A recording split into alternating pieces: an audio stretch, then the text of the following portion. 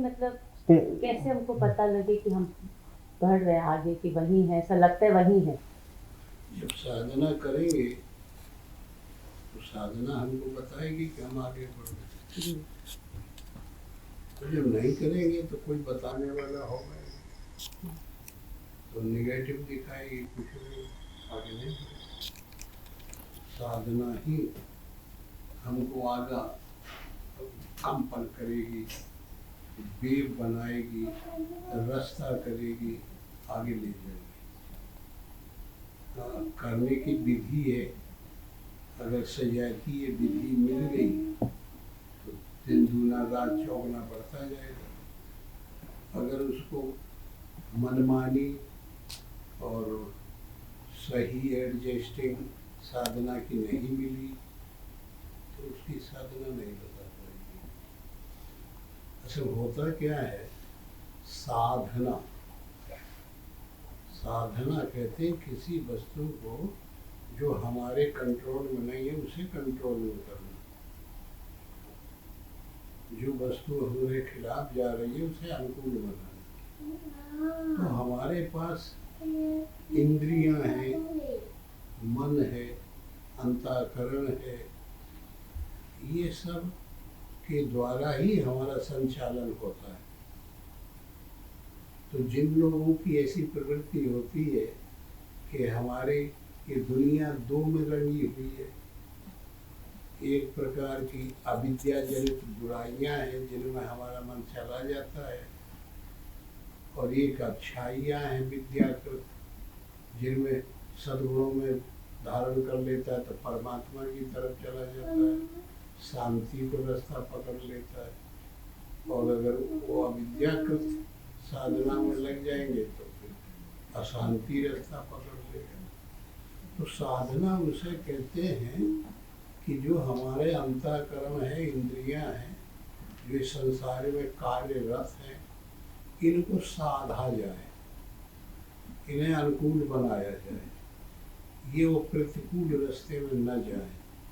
और ईश्वरीय मार्ग जो है जिसको हम सजातीय मार्ग कहते हैं, दैवीय यान कहते हैं, जिसको हम भगवान का साधना करके प्राप्त करने का रास्ता कहते हैं, उस रास्ते को जब हम साधेंगे इन मन अंतःकरण इंद्रियों के द्वारा, तब फिर उसको साधना कहते हैं।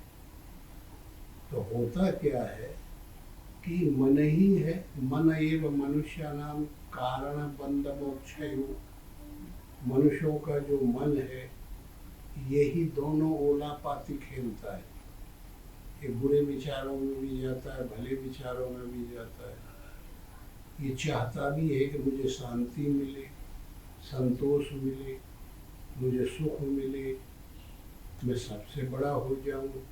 कुछ ऐसी मुख्य कल्पनाएं हैं संसार में जिनको ये रुचि रखता है कि हम उनको प्राप्त करें, लेकिन ये कई बातों के चक्कर में पड़ के, क्योंकि इंद्रियां कितनी है, 10 इंद्रियां, 5 ज्ञानेंद्रियां हैं, 5 कर्मेंद्रियां हैं, वो अलग अलग द्वार हैं, अलग अलग उनसे कृत किए जाते हैं, अलग अलग उनसे काम किए जाते हैं।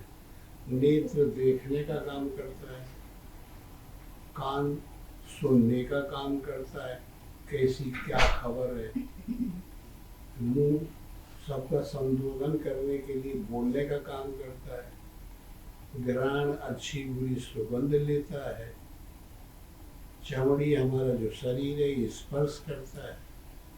इसी प्रकार हमारे जो अंतःकरण है, जो मूल चीज है जिस पर हम आधारित हैं, ये शरीर डोली है और 4 कहार है, मन बुद्धि चित्त अहंकार, इनके कंधों पे ये डोली चल रही है संसार में।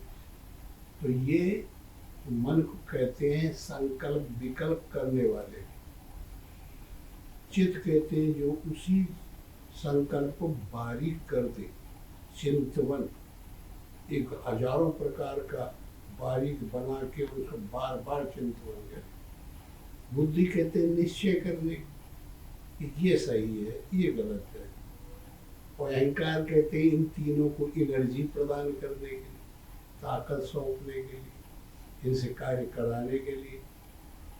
ऐसा जो अंतःकरण है, इसको जो हम साध लें वो इंद्रियों सहित, तो फिर परमात्मा जो हमको दिखाई नहीं पड़ता, सुनाई नहीं पड़ता, और महसूस होता है पुरानी ऐतिहासिक घटनाओं से, वैदिक शास्त्र पुराणों को देखने से, या परंपरागत एक किस्सा कहानियों से हमको ये मालूम होता है कि कोई भगवान है, इसको चला रहा दुनिया को, कोई गॉड है, कोई आला ताला हुजूर करम सल्लल्लाहु अलैहि वसल्लम है, कोई ताओ है, कन्फ्यूशियस है। तमाम दुनिया में जितने देश हैं उनकी अपनी अपनी धारणा है, वो एक ही, लेकिन सब लोग अपने अपने ढंग से उसे समझते हैं।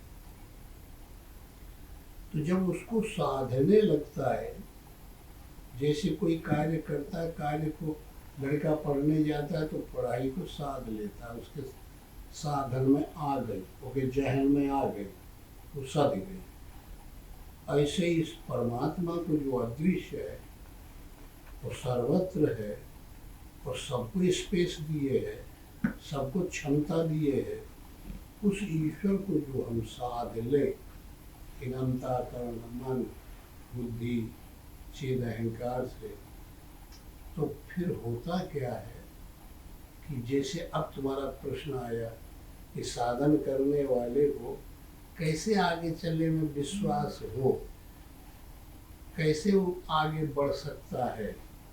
तो जब कोई भी जैसे धंधा करता है, वाणिज्य व्यापार करता है, तो उसमें 4 पैसा की जब बचत होती है तब उसका उत्साह बढ़ता है, कि आगे और बढ़ाता है अपना धंधा। ऐसे ही जब परमात्मा जो अदृश्य है, वो जो हमारी साधना में, हमारी समझ में, हमारे ऐक में आ गया, तो वो अलौकिक चीज है।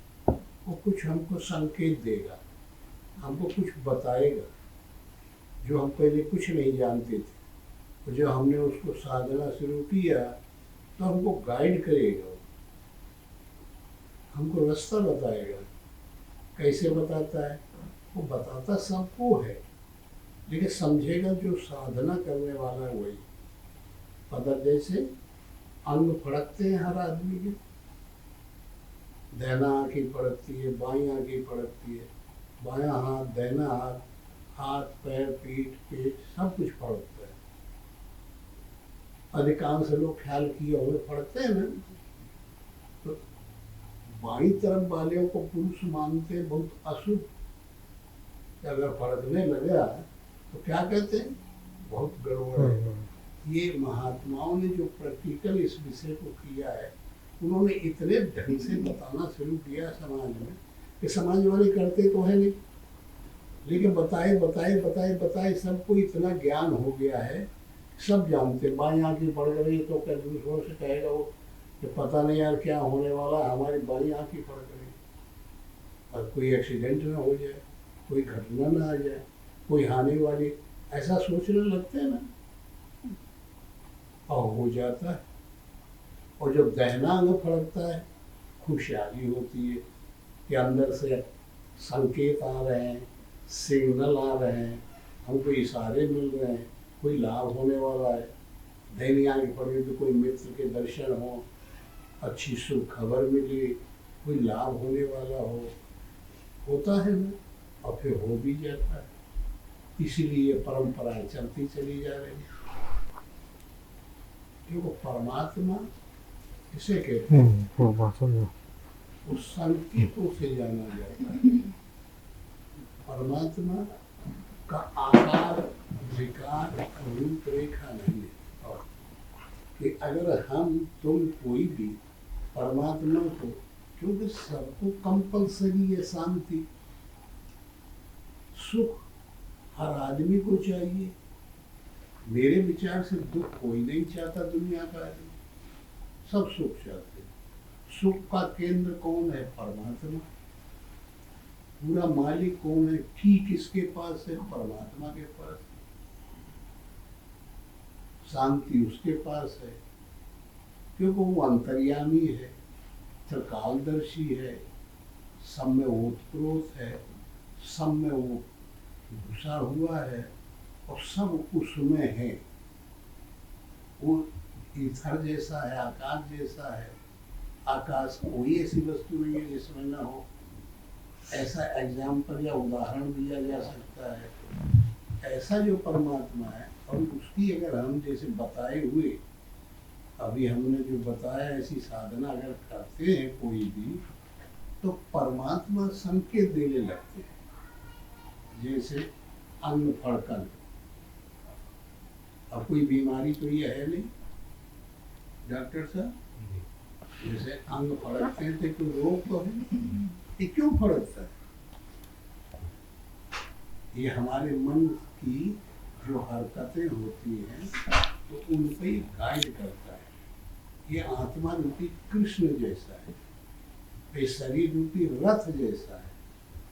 अनुराग रूपी अर्जुन अगर हमारे अंदर साधना आ जाए तो फिर ये मन रूपी लगाम को, ये शरीर रूपी रथ में भगवान को बैठा के कृष्ण को, और फिर ये मन रूपी लगाम को उनके हाथ सौंप देता है जो साधना, वो साधना मानी जाती है। हमारी बात क्लियर हो रही है ना? तो इस तरीके से उसको, जैसे अर्जुन को कृष्ण हर चीज बताए, इतना गंभीर ज्ञान गीता का उड़ेल दिए उसके सामने कि वो समझ भी नहीं पाता, और समझने की क्षमता भी उन्होंने दी। इसी प्रकार अगर हम चाहें आज, तो कृष्ण हमारे बीच नहीं है, अर्जुन हमारे बीच नहीं है। महाभारत की घटना किसी के अंतःकरण में हुई थी। कहानियाँ, किस्सा, काव्य, कविताएं, ये कई तरीके की होती है। ये तो अंतःकरण में हुई। महाभारत, इसका हेडिंग क्या है, शीर्षक क्या है? महाभारत। महा कहते हैं टाइटल, डिग्री को, महानता किसी को दे दी जाए। महापुरुष, महासमुद्र, महामकान, महान, महीन, डिग्री मिलती है ना। भा माने प्रकाश या ज्ञान, रथ कंटिन्यूटी लगा हुआ। तो जो महान, भा माने ज्ञान में रथ लगा है, उसका नाम महाभारत।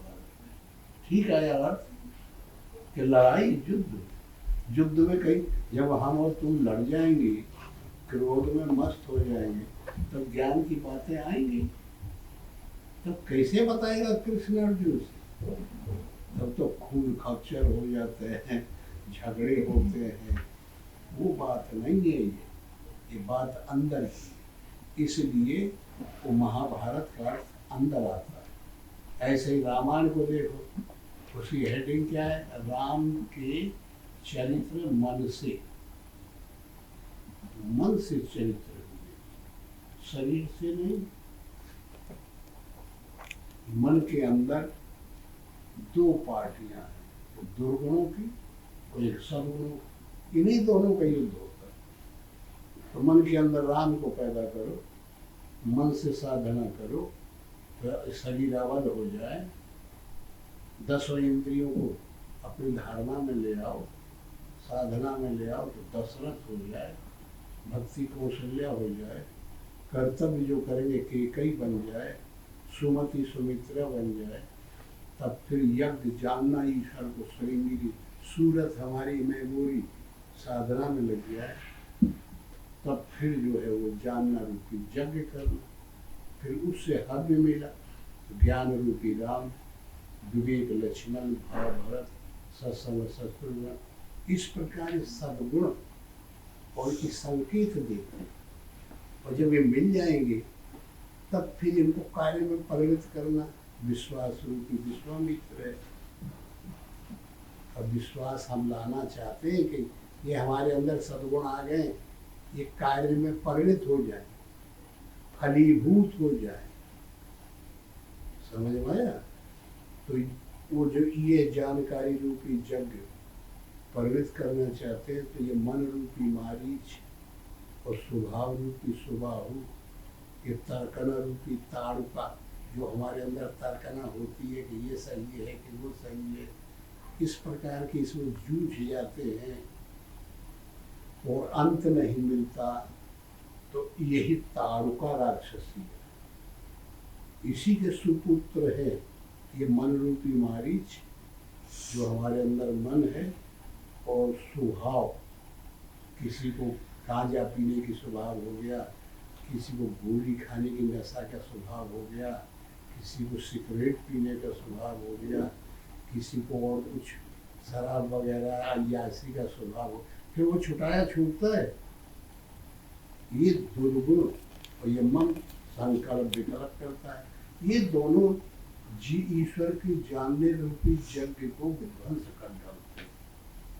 इसमें विश्वास परमात्मा में होने नहीं देते, तो विश्वामित्र फेल हो जाते हैं। हमारे तुम्हारे अंतःकरण में जो विश्वास परमात्मा में लाना है, वो विश्वास। तो ऐसी शैली से जब हम लोग इसमें फेल हो जाते हैं, तो फिर वो विश्वास क्या उपाय करता है कि प्रैक्टिकल करें। यज्ञ थ्योरिटिकल नहीं, जब हम प्रैक्टिकल करेंगे तो शरीर रूपी अवध, 10 इंद्रियों की दशरथ, यहाँ से साधना करके पैदा करें, तब विश्वास दृढ़ हो। तो दशरथ के पास गए विश्वामित्र, राम को और लक्ष्मण को मांग लिए। समझ में आ रहा है? फिर जाके ताड़ुका को मरवाए। जब ये तर्कना अंदर से खत्म हो जाएगी, तब ये मन काम करेगा, न स्वभाव काम करेगा। और भगवान जो है सही रूप में विश्वास दृढ़ निश्चय हो जाएगा। इस प्रकार की साधना जब हम करेंगे, तब हमारा मन बाकायदा बढ़ने लगेगा। और वही पहले जो हम बता रहे थे कि संकेत, जैसे ड्रीम स्वप्न होते हैं ना सबको, जहाँ हम लोग सो गए था स्वप्न दिखाई पड़ा, पता नहीं स्वप्न में क्या होता है, अरबी बरबी, कभी रो रहे हैं, कभी घेरे है, कभी सर्प खेले है, कभी शेर खाए लेते, कभी जो है तो खुशी है, कभी रंज है, ऐसे ही स्वप्न आते हैं ना। लेकिन जागने पर कोई मतलब रह जाता है। हाँ, लेकिन वो संकेत है। जो साधना करेगा उसके जो ड्रीम है, स्वप्न है, वो वही आएंगे जो उसको उत्तर की जरूरत है। भगवान मैं सही हूँ, गलत हूँ, ये संकेत यहाँ मिला तो अंग देना दे देगा, अंग तुम सही हो, उत्साह बढ़ गया। इस प्रकार परमात्मा हमसे हमारे परिणाम को उत्साह बढ़ा के और वो अपनी तरफ खींच लेता है। और उसी का जो संविधान है, उसी का जो नियमावली है, उसी की जो प्रकृति है, वो माया है, परमात्मा से अभिन्न है। और उसने परमात्मा ने उसको कह रखा है कि मेरी तरफ कोई आने वाला हो तो प्रकृति को उसने एग्जामिनर बना दिया है कि उसका एग्जाम लो, परीक्षा लो कि मेरे लायक है कि नहीं, अनाधिकारी ना आ जाए मेरे पर। ये तेरा काम है। तो प्रकृति जो है डंडे बरसाती है, जो भी सत्य का पालन करता है। प्रहलाद ने किया तो दुर्दशाएं हुई, ध्रुव ने किया तो दुर्दशाएं हुई। पहाड़ से गिराया गया प्रहलाद को, समुद्र में डूबा गया, क्या क्या नहीं हुआ। मीरा ने कदम उठाया सत्य को पाने के लिए, साधना की, तो ये दुर्दशा हुई कि वही जानती है। जहर पिलाया गया, सांप से कटवाने का उपाय किया, सब कुछ किया, लेकिन आखिरी में तो जो सार वस्तु है, नाम है ईश्वर, उसके नाम है साधना। तो जो ऐसे सत्य को पकड़ने के लिए अपने को सौंप देता है, उसका नाम है साधन। और जो करता है उसका नाम है साधना।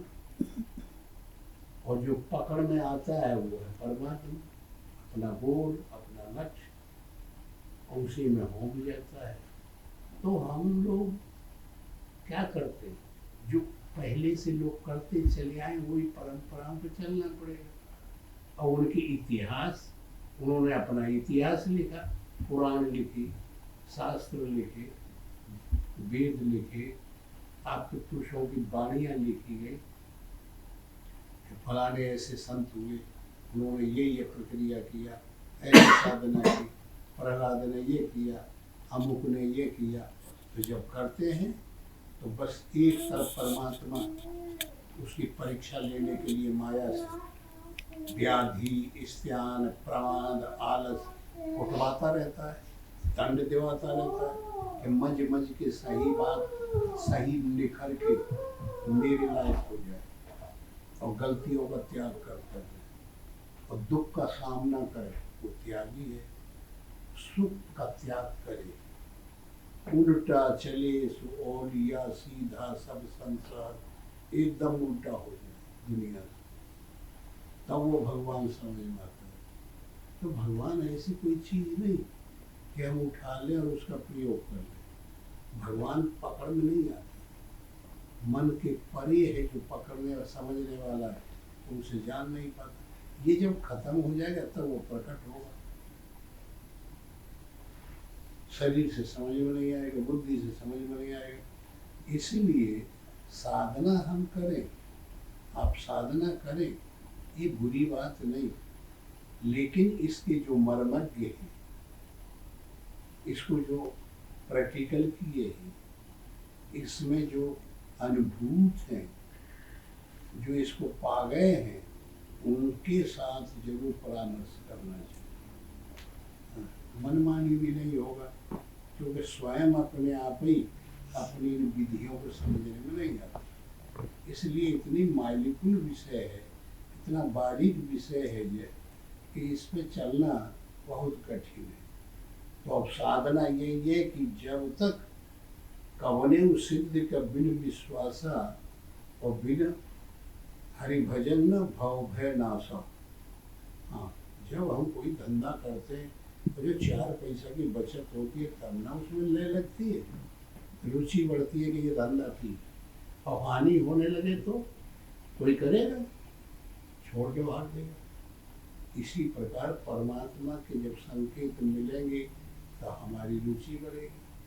तो वो संकेत आपको शरीर अंग फड़कन से मिलेंगे, सूक्ष्म शरीर से स्वप्न में मिलेंगे, और सदा जागृत अवस्था में स्वयं से मिल जाएंगे। जैसे अब हम यहाँ बैठे हैं, अपने मूड में सोच रहे हैं कि भाई हमारी साधना में बड़ी गड़बड़ी आ गई है, हमारा मन रुक नहीं रहा है, भगवान क्या कराना चाहता है? तो अब कोई दो जने बात कर रहे हैं कि नहीं घबराओ ना, सब पार हो जाएगा। अब वो संकेत की आवाज़ हमारे कान में पड़ी तो वो मिल गया ना संकेत कि परमात्मा तो सर्वत्र है। अब वो हमको कह रहा है कि तुम घबराओ ना, काहे परेशान होते हो, लगे रहो, सफलता मिलेगी। इस प्रकार की जो है ये एक बाहर की अवस्था से मिलता है और बाकी अनुभूति से मिलती है। और फिर अगर हम किसी के संरक्षण में ये प्रयास करें, ये रिसर्च करें, ये खोज करें, ये साधना करें, तो वो हमारा गाइड काम करे, जैसे अर्जुन ने किया था कृष्ण के संरक्षण में। अभी कितना अच्छा एग्जाम्पल उदाहरण है। हाँ, ये हमारा शरीर, हमारा आपका यही तो रथ है। कृष्ण को कहाँ बैठाया था? रथ में। तो शरीर रथ हो गया, इंद्रियां घोड़े, मन को लगाम बना लो और उनके हाथ पकड़ा लो, अपनो निष्क्रिय हो जाओ, अनासक्त हो जाओ, परमात्मा से बोलो भगवान जो कुछ आपको करना चाहिए, मैं आपके हाथ की कठपुतली हूँ। तो ये सबसे सरल, सबसे शुद्ध तरीका है। अगर हम ये रखेंगे कि नहीं क्या हम कहें उसको गाइड बना लें, हम अपने आप करते रहे, तो आदमी की क्षमता नहीं है करने की, वशीभूत है। पहले से हमने जो पास्ट टेंस में प्रेजेंट में जो कर्तव्य करते जमा होते जाते पास्ट टेंस, और वो कब कितने जीवन के जमा हैं और वो दो प्रकार के, एक पुण्य और एक पाप। बुरे कर्म करते तो पाप बन बन के जमा ऋण होते जाते हैं, और पुण्य अच्छे करते हैं तो पुण्य बनता जाता है। अब वही फ्यूचर में जो है भविष्य में वो हमारे सामने आता जाता है। 1/3 उसका हिस्सा रहता है, 1/3 हमारी योग्यता काम करती है, वजह जैसी बुद्धि है प्रेजेंट में करने की, और फिर वो जमा होता जाता है। ऐसा सर्कुलर साइकिल बनी हुई है। अब इस तरीके से आदमी चलता रहता है, पराधीन जैसा ही है। थोड़ा सा हम सबको इतना अधिकार परमात्मा ने दिया है कि प्रेजेंट में भाई आप करो, तो स्वयं करने की क्षमता रखते, विचार करने के लिए मन है, करने के लिए आपके पास इंद्रियां है, शरीर है, सब साधना संपन्न हो, पूरा विवेक से जान लो, भला जान लो, भली प्रक्रियाओं के सद्गुणों को लोगे तो परमात्मा की राह मिल जाएगी, और जो बुराई के लोगे तो परमात्मा से दूर होते चले जाओगे, अशांति होती जाएगी। तो इस प्रकार जो दृढ़ निश्चय वाले साधक हैं वो हमारे यहाँ तमाम उदाहरण हैं। छोटे से छोटे बच्चों ने ऐसा करके दिखाया, माइयों ने दिखाया, बच्चों ने दिखाया, बुढ़ों ने दिखाया, कपिल जैसे मुनियों ने, जवानों ने दत्तात्रेय जैसे, सुखदेव जैसे बच्चों ने दिखाया, और सब सफल हुए हैं। और गरीबों ने दिखाया, ये नहीं कि सब धनी धनी होते हो, धनियों भी हुए हैं, बड़े बड़े राजाओं ने त्याग किया, और वो भी महात्मा गोपी चंद हुए, भरतरी हुए, तमाम लोगों ने भजन किया। और पहले तमाम बड़े बड़े ऋषि मुनि हुए, राज ऋषि हुए, ब्रह्म ऋषि हुए, अंतर जगत की तमाम टाइटलें और डिग्रियां उनको मिली हैं। तो इस ढंग से जो है कौन नहीं कर सकता। रैदास को देखिए, कबीर को देखिए, गरीब से गरीब लोगों को देखिए। क्या इसमें पढ़ाई लिखाई की जरूरत नहीं, इसमें प्यार की जरूरत है, इसमें तो प्रेम की जरूरत है, लगन की जरूरत है। जितना हम तीव्रतर लगन अपने गोल, अपने लक्ष्य, अपने ईश्वर में लगा देंगे, वही एक मैग्नेट बन जाएगा, हमको खींच ले जाएगा।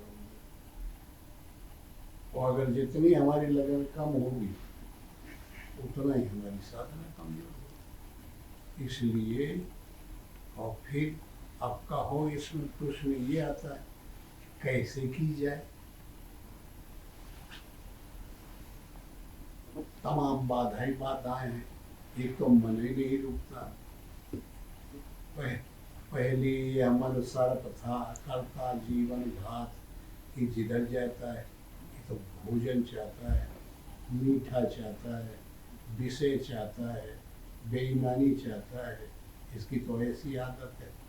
अब बताइए, और हमें बरबस इसको पकड़ के परमात्मा में ले जाना है, इनसे त्याग कराना पड़ेगा।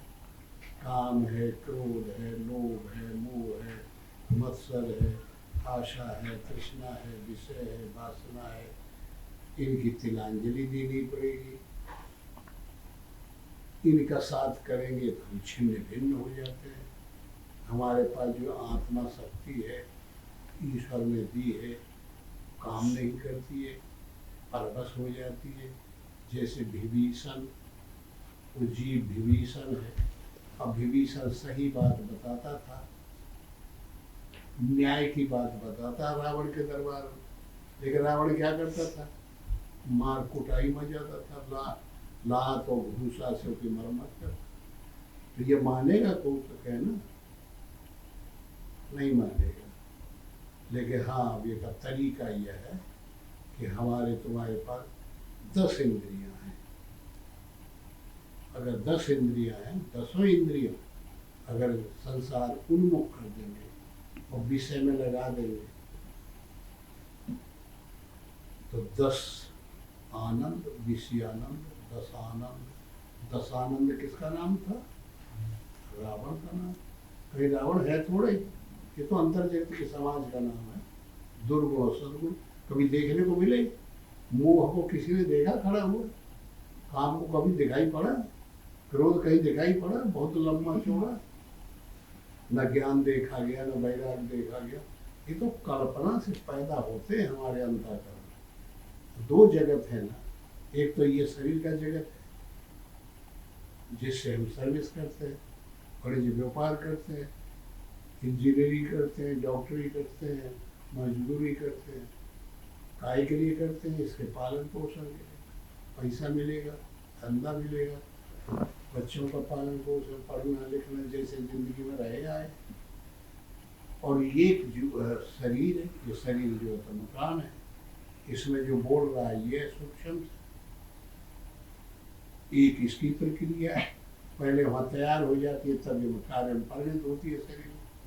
पहले प्लान अंदर बन चुकी होती है, उसी को कहते हैं अध्यात्म विषय।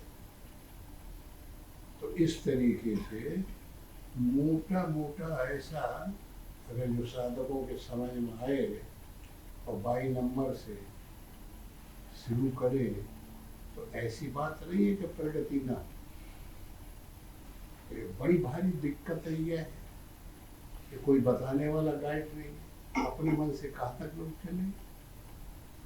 अच्छा, फिर बताइए, जैसे किस आजकल गवर्नमेंट ऋण देती है, मकान ले लो, बैंक ऋण देती है, आप फ्लैट खरीद लीजिए, अब कार खरीद लीजिए, आप जो है तो बिल्डिंग खरीद, मकान खरीद लीजिए, आप कोई से लैंड खरीद लीजिए। तो वो अगर जानते हो कि वो ब्याज लगाएगा, मूलधन अलग है, ब्याज इंटरेस्ट लगाएगा, फिर वो चक्रवृद्धि लगा के जाम कर लेगा, फिर उसका इंटरेस्ट आएगा। चक्रवृद्धि ब्याज जानते हो? हाँ, तो प्रकृति रूपी व्यवहार बैंक ये हमारे तुम्हारे ऊपर जो भगवान की तरफ चलने लगते हैं तो उन पर इंटरेस्ट लगा देगा, हालत कठिया खड़े कर देगा, क्योंकि हम उनके दुश्मन हो गए ना। अब उसके अंदर ऋण लेके हम उनके यहाँ काम करते थे, माया के परवश होते थे, और हम अब उसे त्याग करके और भगवान की तरफ जा रहे हैं। हम इंडिपेंडेंट होना चाहते हैं, हम स्वतंत्र होना चाहते हैं, हम माया में नहीं रहना चाहते। तू झगड़ा करेगी ना, और तुम्हारा कोई नौकर वो भाग जाए, जाने दोगे? 2000 दिए होगे तो 1 लाख बताओगे कि हमारा इतना खाया है साला, पहले धर गया तब जाएगा। वही हाल प्रकृति हमारे साथ करेगी, जो भी साधना करेगा उसके साथ करेगी। तो समझ लो, इतनी बड़ी हिम्मत हो कि हम लड़ लेंगे इससे, तब फतह मिलता है, जल्दी नहीं। इसीलिए ये ऐसे उल्टा ना सोच लिया करो तुम लोग कि भाई भगवान को मानने वाले तो जैसे दाल में नमक की बराबर तो लोग हैं नहीं। ये तमाम बमंडल बताते रहते हैं कि सही ये चीज़ है। सबका देखिए दुनिया में अरबों खरबों लोग हैं, 6-7 अरब खरब लोग हैं ना, और सबका मुंह जो है संसार की तरफ है। और ये टुल्लू भर आदमी हल्ला मचाए पड़े भगवान से। देखिए, जो सबसे कम होता है वही कीमती है। और ये पाथर का करेंसी बन जाए, लोहा की करेंसी बन जाए, पैसा छपने लगे, काम चलेगा सृष्टि में। सबसे कम धातु है सोना, कीमती, कम से कम मिलता है, वही कीमती बन गया, सुंदर है, उस पर करेंसी बनती है, उस पर तब चलता है। इसलिए जो सही चीज़ है वो कम ही ठीक होती है, ज़्यादा नहीं। इसलिए हर विधि से मन को रोक के, मन तो बदमाश है ना, मन तो माया को खुशी देने वाला है। ये तो जब इसका ट्रांसफॉर्म हो जाए, जब एक सर्प से और गरुड़ बन जाए, गरुड़ का काम है सर्प को खा डालना, और ये मन जो है तो विषयों पर शासन करता है, इंद्रियों पे, और इंद्रियों को विषयों से कराता है, उपभोग अपने करता है। अब जो साधना हम करेंगे, परमात्मा को लाएंगे हृदय में, तो परमात्मा जब बदलते बदलते विचार बदल जाएंगे उल्टा चले सो या सीधा सब संसार, सीधा सही हो जाएगा और उल्टा पना खत्म हो जाएगा, तो भगवान की तरफ निहारेगा ये मन, तो उसको पता चल जाएगा मैं गलत बुराई में जाता हूँ, ये विषय क्षणिक है। हम इस शरीर को माने बैठे, शरीर कभी किसी का साथ दिया, ये तो यहाँ ही मिला था, यहाँ ही रह जाएगा। ये मकान हम माने मेरा मकान, ये मकान कभी हमारे साथ चलेगा? कोई वस्तु चलेगी? ये कल तक तो है नहीं कोई चीज। अगर है कोई सत्य चीज जो तीनों काल में एक रस है, वो है ईश्वर परमात्मा। इसलिए जिसका बाध नहीं है वो है अबाधित, और उसका लक्ष्य बनाना चाहिए। तो जैसा वो होगा तैसे तुम भी बन जाओगे, तुम्हारा भी कल्याण होगा। इसलिए परमात्मा ही सबका मूल कारण है। किसी ने देखा हो कहीं भी कोई ऐतिहासिक घटना आई हो, वेद पुराणों शास्त्रों पुराण शरीफ बाइबल कहीं भी कुछ देखा जाए, सब एक ही सार निकलता है कि सबका मूल कारण ये है, वो एक रस है, सत्य है, उसका पालन करना चाहिए। अब वो किस प्रकार हमें सुविधा मिली, मगर गाइड की मिलेगी। हर आदमी को गाइड निश्चित करना चाहिए, और गाइड वो आप निश्चित करिए जो आपकी आत्मा में ये दृढ़ निश्चय हो कि इनके द्वारा ये सबसे सुप्रीम है। वो माता हो सकती है, पिता हो सकता है, गुरु हो सकता है, कोई देवता हो सकता है, राम कृष्ण हो सकते हैं, शंकर जी हो सकते हैं, गणेश जी हो सकते हैं, लेकिन आपको ये दृढ़ निश्चय होगा ये सबसे सुप्रीम है। मैं इसी को मानता हूँ, ये मेरा उद्धार कर देगा, मेरे को खींच के निकाल ले जाएगा, मेरे को जो चाहूँ तो दे सकता है। ये तुम्हारे अंदर होगा तो ये क्यों होगा कि पहले से अनेक जन्म से जो ये बैंक से कर्जा लेता रहा, कौन खाता रहा, तो उसी से वो लगाव ज़्यादा होगा, उसी इष्ट के प्रति। तो ये पता चल जाएगा कि मैं पहले से संबंध करता था हूँ कई जन्मों से, इसलिए बैंक जो पहले से तुम्हारी परिचय जानती है, देना लेना बनता है, ज़्यादा वही मदद करेगा ना कि नया शुरू कर देने। नया बैंक से लेना देना करना उचित है, काम नहीं करेगा। इसलिए वो आपका गाइड का काम करेगा, गुरु का काम करेगा। ऐसी शैली से जो साधक अपने में दृढ़ निश्चय कर लेते हैं और उनके गुणों को लेते जाते हैं और स्वतंत्र ढंग से, ये बिल्कुल कदाचित गलत है कि अब इसके लिए हम भाग करके कहीं निकल जाएं और फिर वहाँ बैठ के करें। ऐसा नहीं। क्या कोई यूनिफॉर्म, कोई विशेष ड्रेस इसकी है, विशेष कोई ऐसी कला है जिसे बदल ले, शरीर का रूप बना ले, उससे ये नहीं मिलेगा। ये तो आप जहाँ रहते हैं वहीं आप विचार बदलिए, आपकी धारणा बदले, विचार बदल जाए। जो हमारा मूवमेंट किधर जा रहा है, मूवमेंट इधर हो जाए, भगवान की तरफ हो जाए, संसार की तरफ से हट जाए। ऐसा नहीं कि संसार का तुम त्याग कर दो, उसका बदलने का भी तरीका है कि आप काम करिए। सब काम की ममानियत नहीं है इसमें। घर में रहिए, बच्चों के साथ रहिए, सब क्रियाएं करिए, लेकिन अनासक्त करिए। करने की विधि दो है।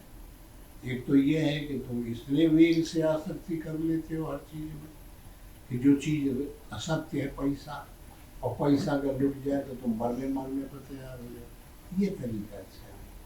ये तो चीज हाथ का मैल है, आया है, चला जाएगा। मकान नहीं, कभी भी जा सकते हैं।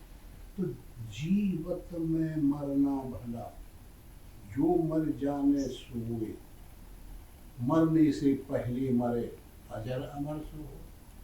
हम जिंदे रहें और मर जाने के जो लक्षण हैं उनको जिंदा जिंदा रहते हो कर, मन की जो मरने की दुख है, परेशानी है, वो जिंदा रहे और फिर वैसे बन जाए उन गुण धर्म वाले, समझ में आ रहा है?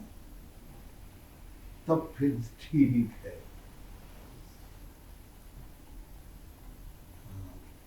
तब जा कर के अगर ऐसा कोई साधक निकले तब फिर वो घटिया चल जाएगा, मार ले जाएगा, शांति सुख दया सब मिल जाएंगे और हर समय सुख ही सुख होगा।